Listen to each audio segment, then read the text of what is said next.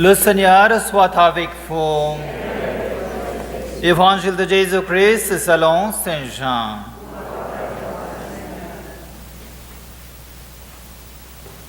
En ce temps-là, il y avait quelques Grecs parmi ceux qui étaient montés à Jérusalem pour adorer Dieu pendant la fête de la Pâque. Ils abordèrent Philippe, qui était de Bethsaïde, en Galilée, et lui firent cette demande. Nous voudrions voir Jésus. Philippe va le dire à André, tous deux vont le dire à Jésus. Alors Jésus leur déclare, l'heure est venue où la Fils de l'homme doit être glorifiée. Amen, amen, je vous le dis. Si le grain de blé tombé en terre ne meurt pas, il reste seul. Mais s'il meurt, il porte beaucoup de fruits. Qui aime sa vie, le Père, qui s'en détache en ce monde, le gardera pour la vie éternelle. Si quelqu'un veut me servir, qu'il me suive, et là où moi je suis, là aussi sera mon serviteur. Si quelqu'un me sert, mon Père l'honorera. Maintenant mon âme est bouleversée. Que vais-je faire?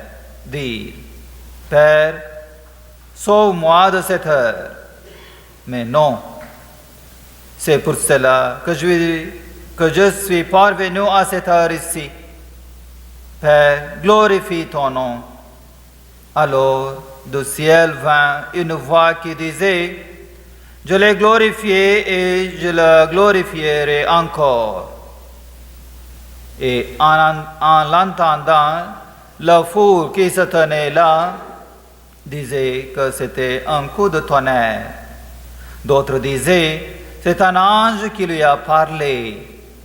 Mais Jésus leur répondit, ce n'est pas pour moi qu'il y a eu cette voix, mais pour vous. Maintenant a lieu le jugement de ce monde. Maintenant, le prince de ce monde va être jeté dehors. Et moi, quand j'aurai été élevé de terre, j'attirerai à moi tous les hommes. Il signifiait par là de quel genre de mort il allait mourir. Acclamons la parole de Dieu.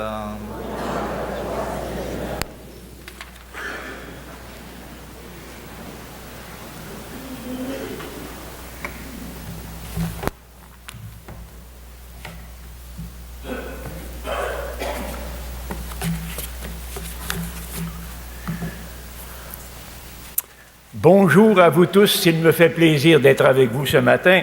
Au nom du Conseil de pastoral du sanctuaire, je m'adresse à vous aujourd'hui. Le Conseil tient à vous saluer chaleureusement et à vous remercier de votre présence fidèle et votre participation active aux célébrations du sanctuaire. Le rôle d'un conseil de pastoral dans un endroit comme ici, c'est de trouver des façons de répondre aux besoins et aux aspirations des chrétiens d'aujourd'hui. Chaque année, par exemple, nous essayons de développer un thème particulier pour nous aider dans notre réflexion. L'an passé, nous avions parlé de « accueillir l'autre à la manière de Jésus ». Cette année, le thème est devant nos yeux sur les écrans et ici en avant, « Si près des pauvres et si loin, laissons-nous toucher ». Je ne sais pas comment vous réagissez en voyant cela. C'est un thème qui est peut-être pas facile à accueillir, mais nous l'avons fait parce que nous estimons qu'il faut absolument que l'Église se penche sur le problème de la pauvreté. Et vous allez entendre le pape François. Pour lui, la pauvreté, c'est une valeur absolument essentielle de l'Évangile. Pour le pape François, l'option préférentielle pour les pauvres a marqué profondément les tout premiers instants de son pontificat. Écoutons le pape nous raconter comment tout cela s'est passé. Au 5e tour de scrutin, voyant les votes s'accumuler en ma faveur pour mon élection, mes confrères cardinaux vinrent offrir leurs vœux et félicitations. Et l'un d'entre eux, qui me connaissait très bien, le cardinal brésilien, Monseigneur Holmes, s'approcha de moi et me dit à l'oreille, « Jorge, n'oublie pas les pauvres. » Jorge, ça c'est le nom du pape. Hein, comme moi, je m'appelle Antonin, vous, c'est en Jacqueline, lui, c'est Jorge. N'oublie pas les pauvres. Et le pape, dès ce moment-là, c'est comme si une lumière s'était faite dans son esprit et dans son cœur, et il a su immédiatement que ce seraient les pauvres qui seraient au cœur de son ministère. Ou oui, les pauvres. Comme autrefois, dans l'Église, il a suffi d'un pauvre pour changer la face de l'Église. Et c'est l'image de François d'Assise qui est apparue au pape. Pour lui, François, c'est l'homme de la pauvreté évangélique. François, c'est l'homme de la paix. François, c'est l'homme de la création renouvelée et embellie. C'est à ce moment-là que le pape a choisi la pauvreté comme thème. Et il s'est dit, comme je voudrais une Église pauvre pour les pauvres.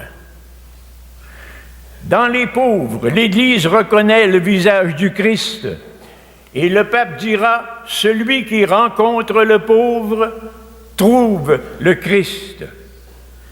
Le pape François lance un appel pressant à tous les chrétiens. S'il vous plaît, je vous demande instamment d'écouter les pauvres, ceux qui souffrent, ceux qui ont faim, ceux qui manquent du nécessaire, les démunis face à la vie, ceux qui vivent dans la tristesse et la solitude. Ça en fait des pauvres, ça. Tu sais, on dit des fois, où sont-ils les pauvres? Ils sont près de nous, mais nous en sommes loin parfois.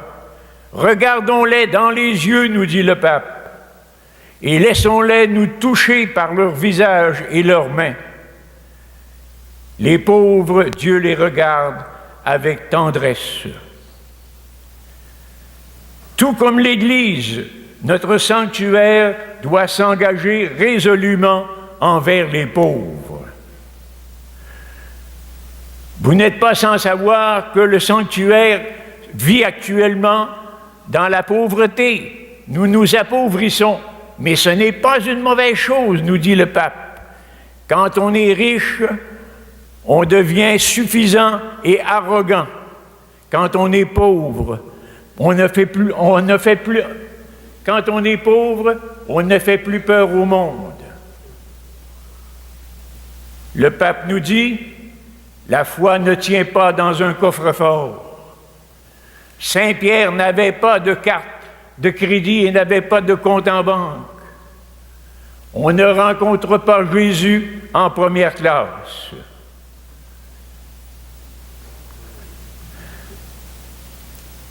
Le deuxième personnage qui nous a marqué dans notre réflexion, c'est la figure de Saint Louis-Marie de Montfort. Pour Montfort, nous savons que la pauvreté a été sa vie. Il a vécu dans une extrême pauvreté, à tel point que les gens l'ont surnommé très, très rapidement le père des pauvres. Pour Saint Louis-Marie, les pauvres sont les amis intimes de Dieu. Ouvrez à Jésus-Christ, ça c'est l'épisode que vous connaissez peut-être comme moi. Un jour, le père de Montfort prêchait en Bretagne. Et voici que dans la maison où il résidait, il est sorti et passant dans la rue, il y trouva un pauvre lépreux, tout couvert d'ulcères. Sans plus attendre, touché de compassion, Montfort le prend dans ses bras et s'amène jusqu'à la maison des missionnaires. Elle était fermée, alors il se mit à frapper en disant « Ouvrez la porte à Jésus-Christ, ouvrez la porte à Jésus-Christ. » Celui qui vint ouvrir fut tout surpris de voir Montfort porter ce pauvre.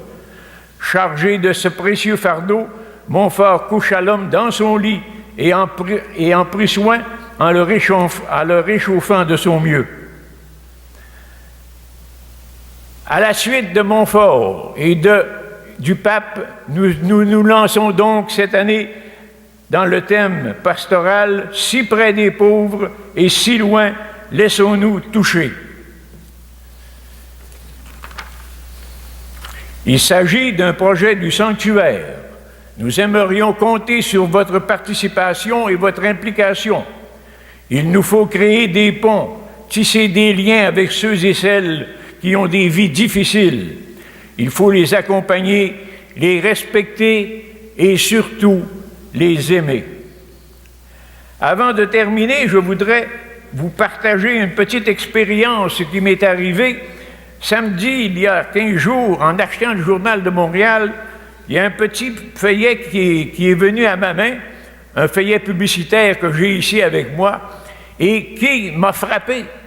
Je me suis mis à lire ça et ça disait « Aider les Montréalais dans le besoin à Pâques ». Un repas chaud à la mission Bon Accueil, c'est bien plus que de la nourriture. C'est une porte d'entrée vers la guérison et l'espoir pour des Montréalais en situation d'itinérance et de pauvreté. Alors, vous pouvez changer la vie des Montréalais qui vivent des difficultés à part. Ce petit message m'est allé droit au cœur. Pour 69,80 $, je pourrais offrir 20 repas à des pauvres à Pâques. Alors, je vais le faire et vous allez peut-être vous aussi le faire avec moi. Merci à vous d'embarquer avec nous dans ce projet pastoral. Nous allons maintenant, en guise d'acceptation, nous allons chanter, pour terminer, le chant-thème qui se trouve dans le feuillet de chant du sanctuaire. Au numéro 10, à la fin, nous avons un chant qui s'intitule « Le cri des pauvres ». Alors, debout, s'il vous plaît, nous allons chanter ensemble.